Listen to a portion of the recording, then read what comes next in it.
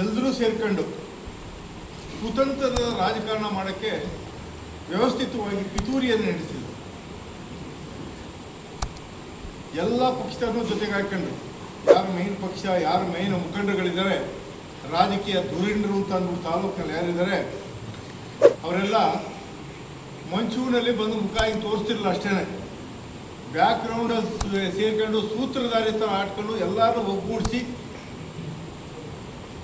ಈ ಒಂದು ಬೊಮ್ಮಸಟ್ಟಹಳ್ಳಿ ಒಂದು ಡೈರಿ ಎಲೆಕ್ಷನ್ನಲ್ಲಿ ಸುಧಮ್ಮನ ಸೋಲಿಸೋದ್ರ ಮೂಲಕ ಶಾಸಕರಿಗೂ ಕೂಡ ಮುಖಭಂಗ ಮಾಡಬೇಕು ಅನ್ನೋ ಟಾರ್ಗೆಟ್ ಇಟ್ಕೊಂಡು ಎಲ್ಲರನ್ನೂ ಜೊತೆ ಮಾಡಿ, ಮೂರೂ ಪಕ್ಷಗಳನ್ನ ಜೊತೆ ಮಾಡಿ ಇವತ್ತು ಎಲೆಕ್ಷನ್ ನಡೆಸಿರೋ ಇವತ್ತಿನ ದಿನ. ಆದರೆ ಅವರ ಕುತಂತ್ರಗಳೆಲ್ಲವನ್ನು ಕೂಡ ಮಣ್ಣುಪಾಲು ಮಾಡಿದ್ರು ನಮ್ಮ ಮುಖಂಡರು. ಏನಾಗಲಿ, ಯಾಕೆಂದರೆ ಆಯಿತು ಮಾಡ್ಕೊಳ್ಳಿ, ನಮಗೇನು ಬೇಕಾಯಿತು? ಈ ಅಮ್ಮ 1 ತಿಂಗಳಾಗಿದೆ ಎಲೆಕ್ಷನ್ ಆಗಿ, ಎಲ್ಲಿ ಅವ ಎಮ್ಮನಿಗೆ ಎಡವಟ್ಟು ಮಾಡಿಬಿಡ್ತಾರೋ. ಇನ್ನು 5 ವರ್ಷ ಎಮ್ಮ ನಿರ್ದೇಶಕರಾಗಿ ಕೆಲಸ ಮಾಡುವಂಥ ಒಂದು ಅವಕಾಶ ಸಿಕ್ಕಿದೆ. ಜನತೆ ಆ ಥರ ಅವ್ರಿಗೆ ಅವಕಾಶ ಮಾಡಿಕೊಟ್ಟವ್ರೆ. ಅದನ್ನು ಎಲ್ಲಿ ಮಣ್ಣುಪಾಲು ಮಾಡ್ತಾರೋ ಅಂದ್ಬಿಟ್ಟು ಆಯ್ತು, ಅವ್ರು ಹೆಂಗೆ ಹೇಳ್ತಾರೆ ಕೇಳಿ, 6ನೇ ಕೊಟ್ಬಿಡಿ ಅವ್ರಿಗೆ, ನಮಗೊಂದು 6 ಸಾಕು, ಅವರೇ ಇದು ಮಾಡ್ಕೊಳ್ಳಿ ಅಂತ. ನಾನು ಅದಕ್ಕೂ ಕೂಡ ಕಾಂಪ್ರಮೈಸ್ ಆಗಿದೆ. ಅವ್ರಿಗೆ 6 ಕೊಟ್ಬಿಡಿ, ನಾವು ಮಾಡ್ಕೊಳ್ಳಿ ಅಷ್ಟು ಹೇಳಿ ಒಪ್ಪಿಗೆ ಕೊಟ್ಟಂದ್ರೆ ಆಮೇಲೆ ಏನು ಬರ್ತದೆ? ಅವ್ರಿಗೆ 2-3 ಕೊಡ್ತೀವಿ ಅನ್ನೋ ಒಂದು ಉದ್ದೇಶ ಇಟ್ಕೊಂಡು ಈಗ ಅವ್ರನ್ನ ಗೆಲ್ಲೋ ಉದ್ದೇಶದಿಂದ ಚುನಾವಣೆ ನಿಲ್ಲಿಸಿದ್ರೆ ತುಂಬ ಸಂತೋಷ. ಅವ್ರನ್ನ ನಿಲ್ಲಿಸಿ ಅವ್ರ ಸಮುದಾಯದ ಮಿನಿಸ್ಟ್ರಿಗೆ ಹೋಗಿ, ನಿಮ್ಮ ಸಮುದಾಯದ ನಾನು ನಿಲ್ಲಿಸಿದ್ದೀನಿ ಇಲ್ಲಿ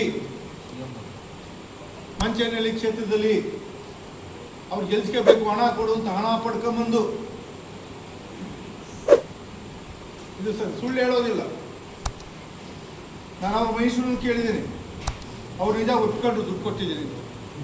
ಅವ್ರ ಹತ್ರ ದುಡ್ಡು ತಗೊಂಬಂದು ಒಂದೇ ಒಂದು ಓಟ್ ಹಾಕ್ಸುವಂಥದ್ದು ಏನಿತ್ತು? ಆ ಸಮುದಾಯಕ್ಕೆ ಅವಮಾನ ತಾನೆ.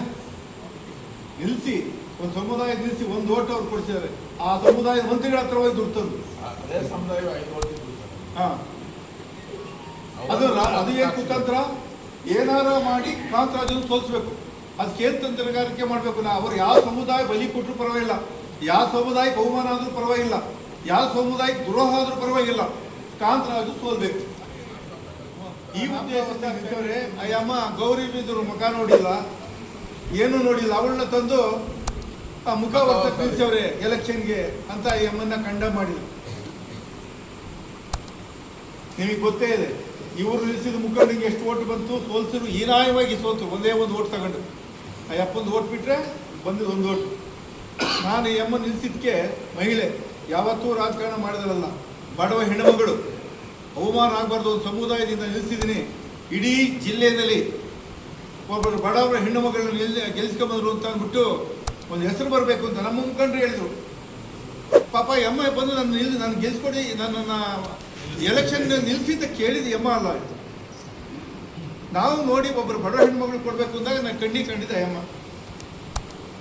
ಆದರೆ ನಮ್ಮ ಮುಖಂಡಗಳೆಲ್ಲ ಭಯ ಬಿದ್ದರು. ಏನು ನಮ್ಮ ಶಾಸಕರು ಏನು ತೀರ್ಮಾನ ತಗೊಂಡ್ರು, ಏಕಾಕಿ ನಮ್ಮನ್ನ ಡಿಸ್ಕಷನ್ನು ಮಾಡಲಿಲ್ಲ, ತಗೊಂಡೋಗಿ ನಿಲ್ಲಿಸ್ತಾರಲ್ಲ, ಅವಮಾನ ಆಗುತ್ತಲ್ಲ, ಏನಾರ ಆ ಎಮ್ಮನ ರಾಜಕಾರಣ ಅನುಭವ ಇಲ್ಲ, ಹೆಂಗೆ ಗೆಲ್ಸ್ಕೊತಾರೆ? 1 ತಾಲೂಕಲ್ಲ, ನಮ್ಮ ತಾಲೂಕರು ಪರವಾಗಿಲ್ಲ, 3 ತಾಲೂಕು, ಗುಡಿಬಂಡೆ, ಚಿಕ್ಕಬಳ್ಳಾಪುರ, ಮಂಚೇನಹಳ್ಳಿ, ಗೌರಿಬಿದನೂರು, ಇಷ್ಟು ತಾಲೂಕಲ್ಲಿ ಓಟ್ ತಗೊಂಡು ಹೆಂಗೆ ಗೆಲ್ಲಕ್ಕಾಗುತ್ತೆ ಅಂತ ಅಂದ್ಬಿಟ್ಟು ನಮ್ಮ ಮುಖಂಡರುಗಳಿಗೆ ಅವಮಾನ ಇತ್ತು. ಅಂಥ ಇದರಲ್ಲಿ ನಾನು ಹಠ ಮಾಡಿ ಎಲ್ಲ ತಾಲೂಕುಗಳಿಗೆ ಓಡಾಡಿ ಗೆಲ್ಸಿ ಒಬ್ಬ ಹಿಂದುಳಿದ ವರ್ಗದ ಒಬ್ಬ ಮಹಿಳೆ, ಹಿಂದುಳಿದ ಒಂದು ಮಹಿಳಾ ಒಬ್ಬರು ನಮ್ಮ ತಾಲೂಕಿನಲ್ಲಿ ಗೆಲ್ಸಿದ್ದಕ್ಕೆ ಖುಷಿ ಪಡಬೇಕು.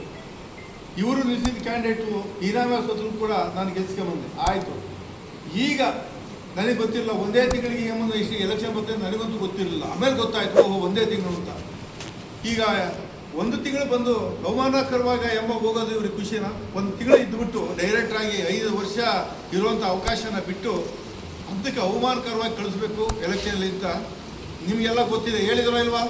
ಯಾರು ಈ ತಾಲೂಕಿನ ಧುರೀಣರು ಹೇಳಿದಾರಲ್ವಾ? ಎಮ್ಮ ಸುಧಾ ಇವರು ನಿಮಗೆ ಹಾಕಿ ಅಂತ ನಿಮಗೆ ರಿಕ್ವೆಸ್ಟ್ ಮಾಡಿದ್ದಾರೆ ಇಲ್ವ? ಕೆಲವೆಲ್ಲ ಮಾಡಿದ್ದಾರೆ, ನಿಮಗೆಲ್ಲ ಗೊತ್ತಿದೆ. ಸುದ್ದಂಗೆ ಹಾಕ್ಬಾರ್ದು ಅಂತಲೂ ಆಗಿದೆ, ಎಲ್ಲ ಹಾಕಿದ್ದಾರೆ, ನಿಮಗೆಲ್ಲ ಮಾಡಿದ್ದಾರೆ. ಹೀಗೆ ಈ ಥರ ಕುತಂತ್ರ ಮಾಡಿ ಅದು ಏನು ಫಲ ಬರ್ತದೆ ಹೇಳಿ, ಮುಂದೆ ಸೋಸಿ ಏನು ಫಲ ಬರ್ತದೆ ಹೇಳಿ. ಇಂಥ ಕುತಂತ್ರ ಅವರೂ ಗೆಲ್ಸಲ್ಲ ಒಂದು ಸಮುದಾಯದನ್ನು. ನಾನೇನೋ ಗೆಲ್ಸ್ಕೊಂಡು ಬಂದಿದ್ದು ಒಂದು ಮಹಿಳೆಯನ್ನು ಕೂಡ ಅವಮಾನಕರವಾಗಿ ಮನೆ ಕಳಿಸ್ಬೇಕು ಅಂತ ಲೆಕ್ಕ ಹಾಕ್ತಿರಲ್ಲ. ಇದು ಸಜ್ಜನಿಕೆಯ ರಾಜಕಾರಣ ಅಲ್ಲ ಅಂತ ನನ್ನ ಭಾವನೆ. ನಾವು ಸೋತು 6 ತಗೊಳ್ರಪ್ಪ, ನೀವೇ ತಗೊಳ್ಳಿ, ಯಾರು ಕ್ಯಾಂಡಿಡೇಟಾ, ನಮ್ಗೆ 6 ಬಿಟ್ಟು ಕೊಡಿ ಸಾಕು, ನಾವು ಅಷ್ಟೇ ಸಾಕು ಅಂತಲೂ ಹೇಳಿದ್ರು. ನಮ್ಮ ಮುಖಂಡರುಗಳೆಲ್ಲ ಹೇಳ್ತಾ ಇದ್ರು, ಕಾಂತರಾಜು ಹೇಳ್ತಾರೆ ಹುಷಾರಾಗಿ ನೀವೇ ಗಮನ ಕೊಡಿ ಅಂತ. ನಮ್ಗೆ ಇವರು ಹೇಳ್ತಾ ಇದ್ರು, ನಮ್ಮ ಸತೀಶ್ ಅವರು ಹುಷಾರಾಗಿ ಹ್ಯಾಂಡಲ್ ಮಾಡಿ ಸರ್, ಎಲ್ಲ ಒಗ್ಗಟ್ಟಾಗಿದ್ದಾರೆ, ಭಾಳಷ್ಟು ಇದು ಅಂತ ಹೇಳ್ಬಿಟ್ಟು ಹೇಳ್ತಾ ಇದ್ರು. ಆದರೆ ನಮ್ಮ ಮುಖಂಡರಾದಂಥ ಭಾಳಷ್ಟು ಜನ ನಮ್ಮ ಬೊಮ್ಮಳ್ಳಿ ಆದರೂ ಖಂಡಿತವಾಗಿ ಗೌರವ ತಂದು ಕೊಟ್ಟಿದ್ದಾರೆ. ಯಾಕೆಂದರೆ ಇವರು ಕುತಂತ್ರವನ್ನು, ಇವ್ರು ಏನೇನು ಕುತಂತ್ರ ಮಾಡಿದ್ರು ಅದಕ್ಕೆಲ್ಲ ತಕ್ಕ ಪಾಠವನ್ನು ಕಲಿಸ್ಕೊಟ್ಟಿದ್ದೀರಿ. ಅದಕ್ಕೋಸ್ಕರ ನಿಮಗೆಲ್ಲರೂ ಕೂಡ ಅನಂತ ಧನ್ಯವಾದಗಳನ್ನು